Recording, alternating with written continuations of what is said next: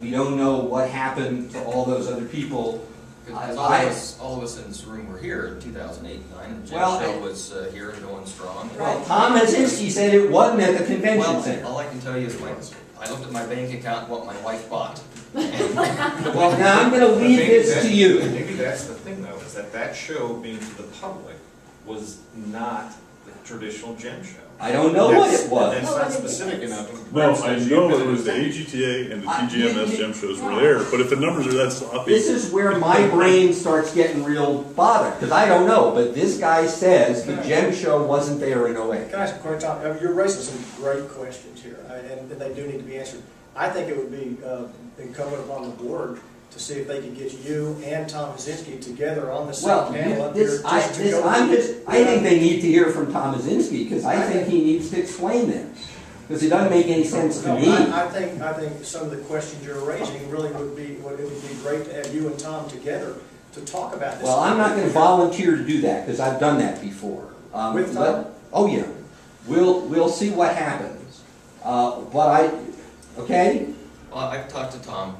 He's given me his card, and we have a good dialogue going. And over the phone, he's very polite. I haven't really had specific questions to ask him, but maybe I will. Do you have some now, maybe? You don't have to answer that. Okay. But at the day-long retreat, we really weren't given an opportunity. We were given 20 minutes for Q&A, and there were 11 board members, and there really wasn't. I don't know if it's by design or happenstance, we really weren't given the opportunity to probe very deeply. If that makes sense. What doesn't sound That they don't have the opportunity to probe these people and ask these questions on this proposal, and these numbers don't make sense. I would agree wholeheartedly. I am humongously perplexed by this. Okay, now I'm going to go back for a minute to go forward. All right? You see what we're talking about now? Do you remember this? Induced demand. And this language may sound familiar. Does this language sound familiar? It is, of course, word for word, the same as in Phoenix. Okay, and so we're going to scroll down here, and we've got a calculation for induced room nights. Now I'm going to go back to that appendix to show you how that induced number comes from. Because if you now understand from the Phoenix example, the hotel Mr. Moffett proposes to build depends on new demand, not entirely, but in part. Yeah? I really would like you to quit saying that. I'm not proposing to build. Well, you're proposing to act as the developer on behalf. You keep saying this is my hotel. No. You're here as the. And I need you to stop doing that. Well, what would you like me to turn you? Selected as the developer for the hotel. Garfield Traub, as the developer for the hotel, will build for Rio Nuevo and the City of Tucson a hotel that the city 69,000 room nights. The overwhelming bulk of the total that will come out of the convention center.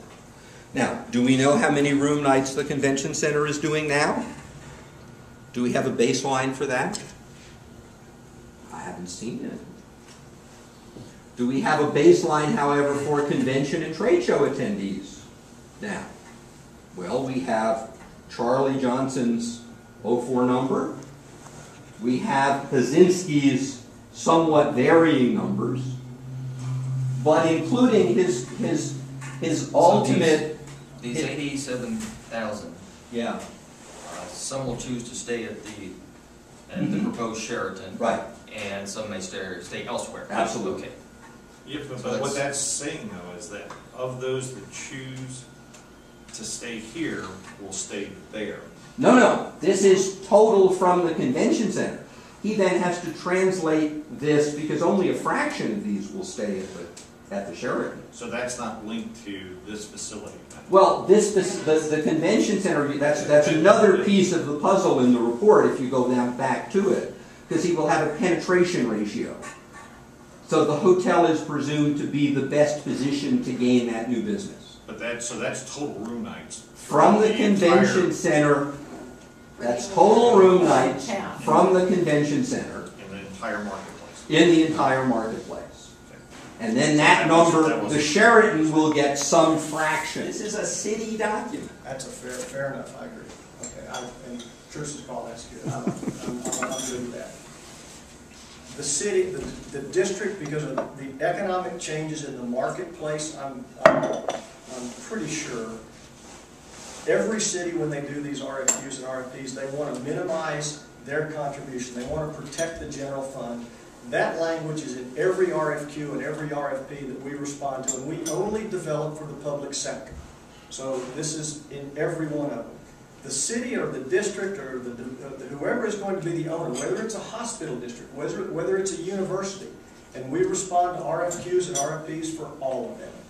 It's their ultimate decision whether or not that hotel to support their convention center or their conference center or their campus or their hospital or whatever, whether it's going to be financed publicly, tax-exempt bonds, in which case we, the developer, never come in and put equity into the hotel and put ourselves at risk because the IRS regulations governing the sale of the bonds to finance that hotel don't allow us to do that. On the public